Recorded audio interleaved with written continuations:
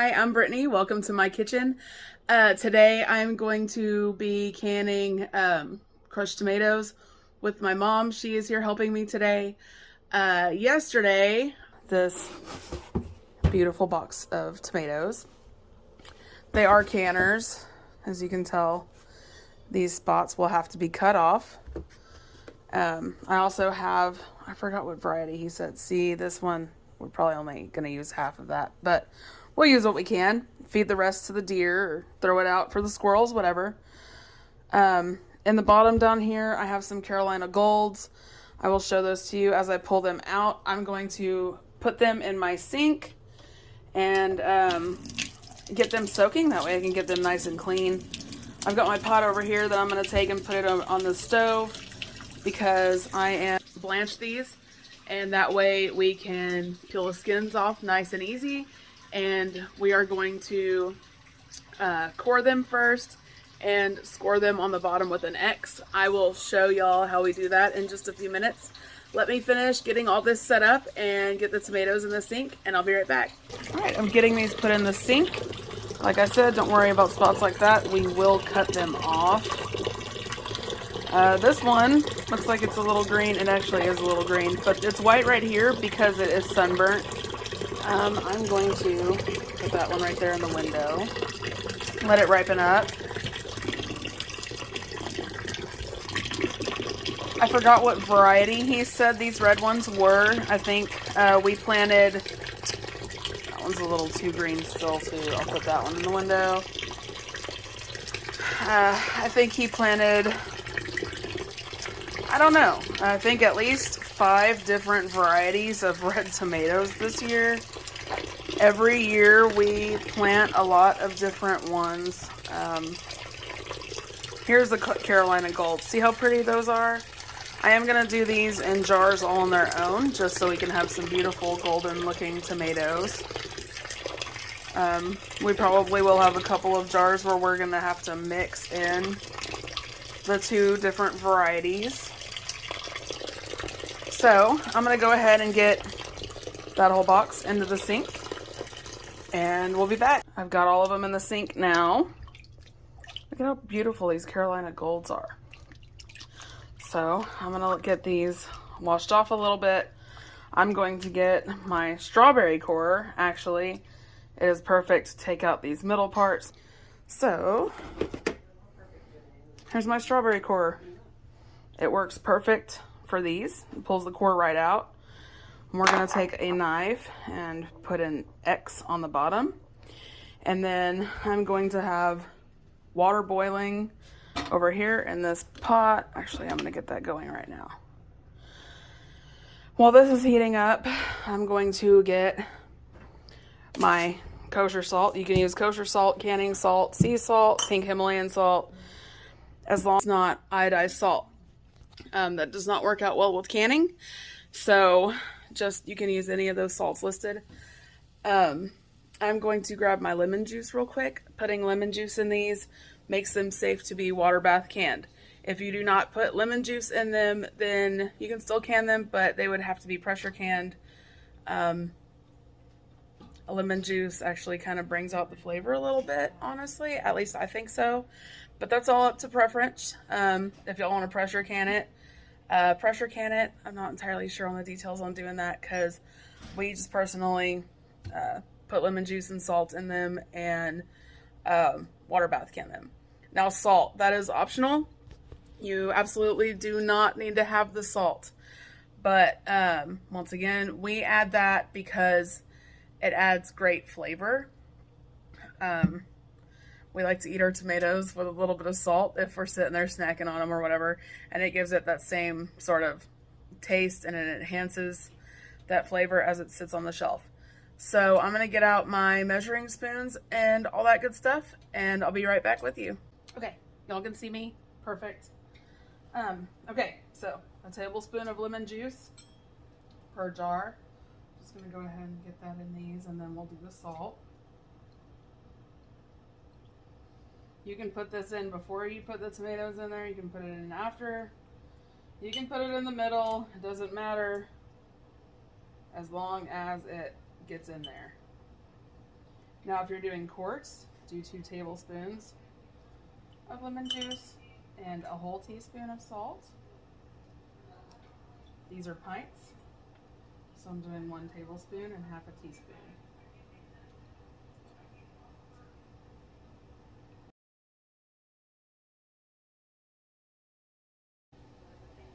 Get your salt.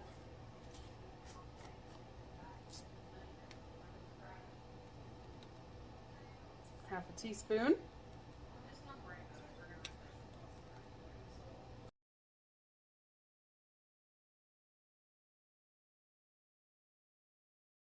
All these are ready.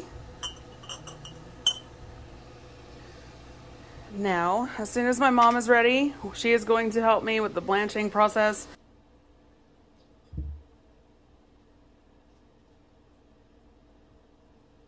That skin will just peel off extra easy.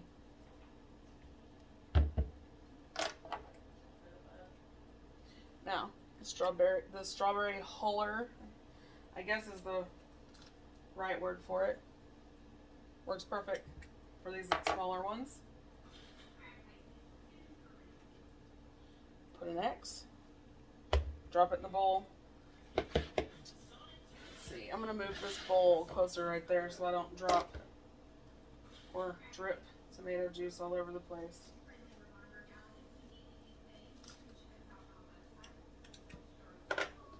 I will link all of my canning stuff down below in the description if y'all are interested in using any of it.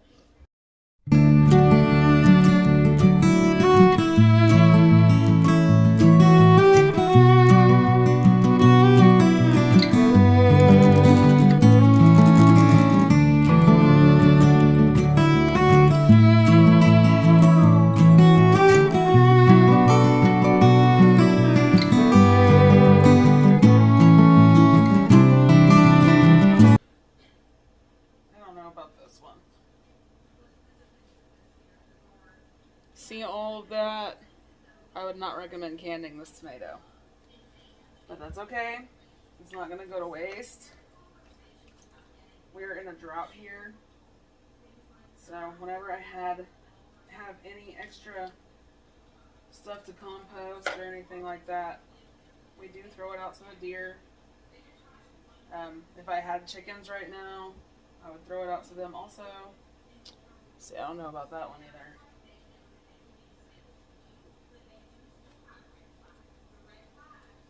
Cut this out.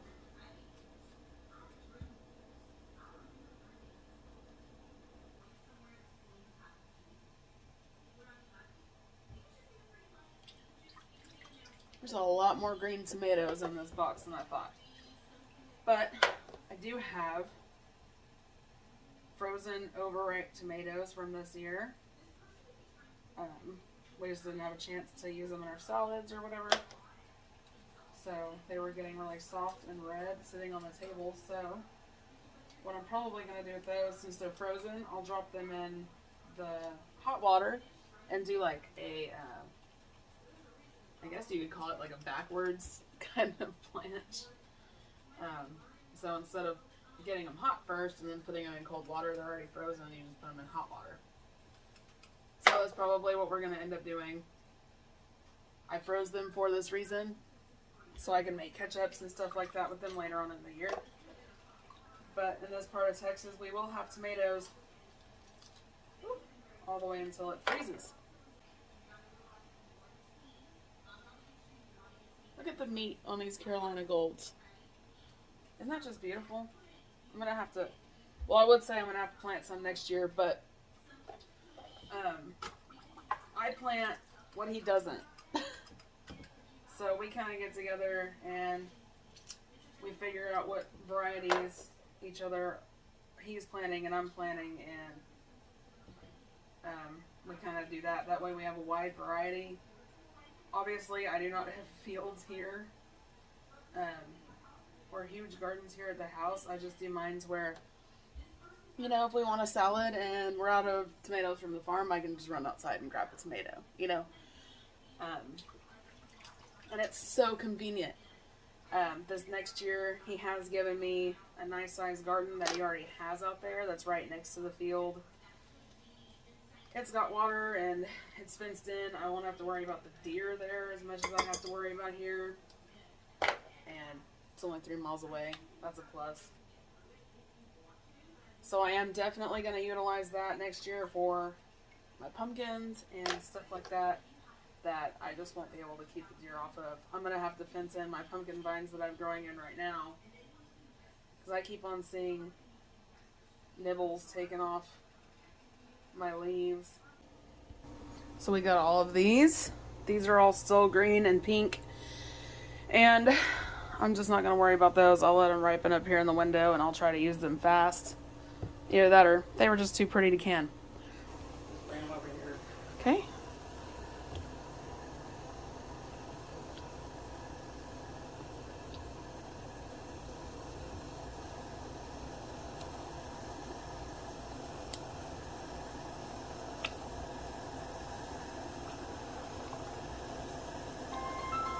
I'm just going to let these be in the hot water for about 30 seconds. And then I'm going to take them right over here and drop them in the ice water. The skin's already coming off that one. I didn't think it would take much since they were coming off as I was coring them, which is good. It just makes our job that much easier. Just took a little chunk out of this bowl. I just love the way they look. They're so pretty. Oh yeah.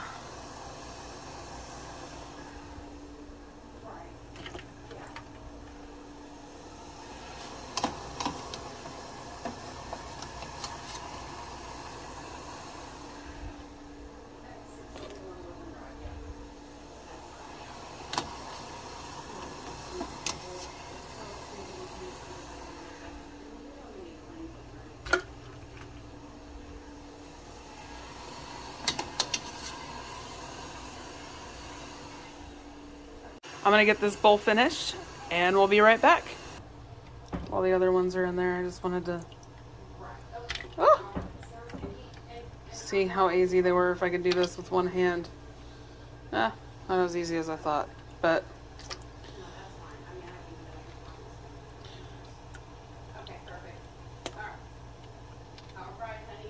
there we go.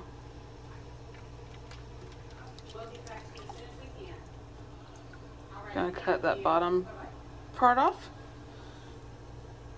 and stick it in here. Okay, and see how she's peeling the skin right off. It's easier for her to do it with 2 hands than it is for me to do it with 1. And the big one she's gonna cut in pieces. The smaller ones we're just gonna leave whole, and whenever we push them into the jar, the actual act of pushing them in there actually crushes the tomatoes. So you don't have to crush it if you don't want to. You don't have to use a food processor if you don't want to. It's all up to you.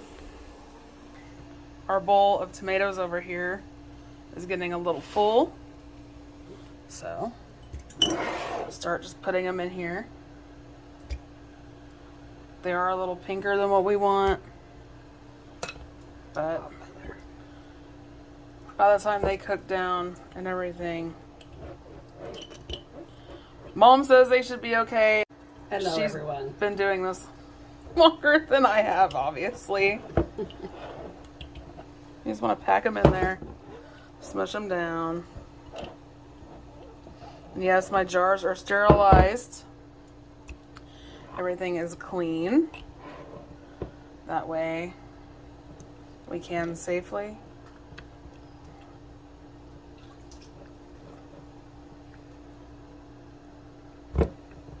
Taste the stews already. Stews, chili, meatloaf. My husband does not like tomatoes, but he loves using these for his chili. Oh, and I don't like chili, but it's the best chili ever. Yeah, we'll do a little video of that next time he decides to make some. All right, I'm going to continue filling these next 5. And on having 12 jars, but I think I'm going to have more than that, which is good. So let's get going. 6 down. 6 to go. 6 to 10 more to go. We are wiping the rings down, or rings. Good Lord, y'all. The rims down. You always want to clean your rims. Why. Yep, and that's exactly why. with all that tomato and stuff on there, they will not seal correctly. And you will end up with a bunch of bad tomatoes on your shelf. Let me get a couple of rings, 2, 4, 6. And no, I don't heat my seals up. Some people do. I've never had a problem not doing it. So I think that's just up to preference. I guess sometimes I can be a rebel canner, I guess, if that's what you call it. I just do it the way my great-grandmother and my grandmother have always done it. She does it the way they've always done it. So, and these don't look like I'm sealing them that tight, which I'm not. I'm doing it fingertip tight. That's all you ever want to do when you're water bath canning and pressure canning. And doing that, your seals will buckle and they will not seal if you crank down on them. So you just want to do it as tight as your fingertips can. I'm going to go back and get them a little bit tighter than that, but see, like she's doing, you just don't want to crank down on it. You don't want your ring to be loose, but you don't want it to be super tight either. We're going to get going on this next batch. I forgot to tell y'all last time, we are doing an 1 to 1/2 inch of headspace in the jars. Look at those Carolina golds, y'all. Isn't that beautiful? We've got just a little bit left to do. You don't have any left in the sink? Nope. All right, all we have left to do are these. Don't forget to debubble. Yes. Just get your debubbler. This comes in the kit I was telling y'all about. And just go around. All right, y'all, I've got them in my water bath canner. I can hold 9 in here, but I've still got 3 left to put in there. So I'm just gonna do 3 or 4 more jars. I forgot to tell y'all earlier, we do have hard water, so I do put quite a good amount of vinegar in here. That way it keeps that calcium deposits off my jars. And it saves me a step in the end from having to really wipe them down and really get that calcium off. So I'm going to put the lid on here. And I am going to water bath can these for 40 minutes. And as soon as these are done, we will take them out. All right. Our jars are done for this first batch. I'm going to run to town and get my little one from school, and whenever we get back, I'm going to finish up these last few jars right over here. I'm gonna go ahead. They did separate. It's okay, tomatoes do that. It's just because of all the liquid that they have.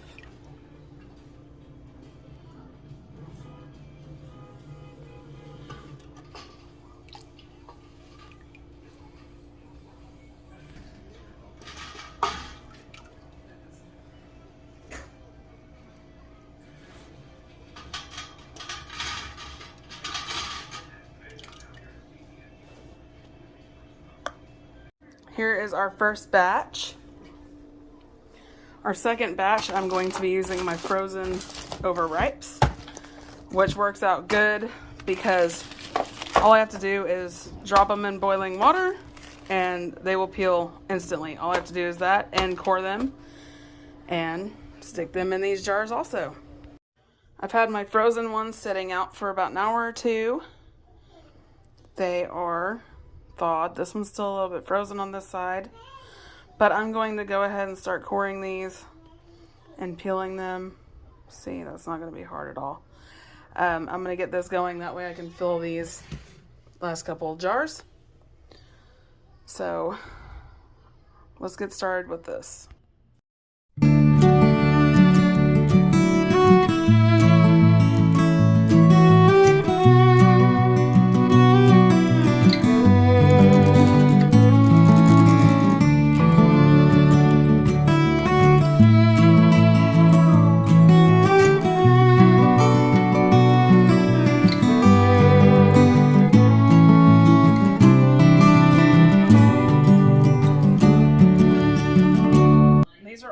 Varieties of tomatoes too. I've got some little German gold. I put a black cherry in there. So it's gonna be a bunch of different flavors, but they're all great tasting tomatoes, so I wouldn't know why they wouldn't taste good. My only concern is how watery they really are, because of being frozen and the ice. So I'm just gonna mark these when I put them in the canner. That way I know. But they look really different compared to the other ones, and of course this black cherry tomato and this one, that'll make it stand out. So okay, I've got this one filled. This one's out of the frozen tomatoes. This one's out of the fresh tomatoes. See that color difference? So we'll see how that turns out. I'm probably only gonna get one more of these jars, maybe 1.5, but we'll just have to see. Like I said, this is a total experiment. I've never canned crushed tomatoes out of frozen tomatoes. I've got the second batch in the water bath canner. These three that have, where's the other one? Ah, these three that have F's on it are the frozen tomatoes. I have this jar of water in the middle just so all these don't fall over and possibly break. Being mindful that these were frozen and they were very cold when I put them in here. This water is cold and I'm going to heat it up very slowly. So I'm going to start it at about between a 4 and a 5. And I'm going to let this water bath can for 40 minutes. All right, my last batch is done.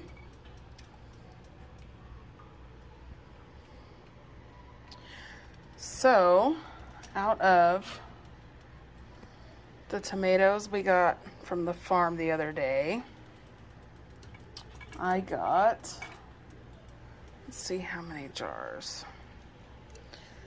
4, 8, 11. I'll leave my jar of water in there. That's not a big deal. Actually, I'm gonna move these back.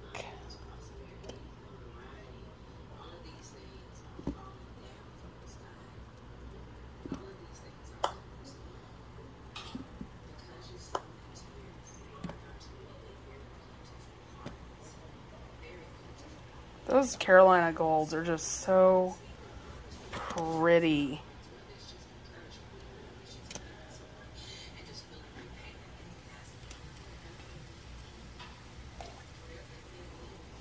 Now this is a jar of the frozen ones. See all that liquid right there? That's kind of what I was afraid of. But hopefully it's just tomato juice and it's not too watered down. But we will see what happens with that. So all in all, I got 11 jars from the farm, 3 out of the freezer, 14 jars of tomatoes done today. And they are so pretty.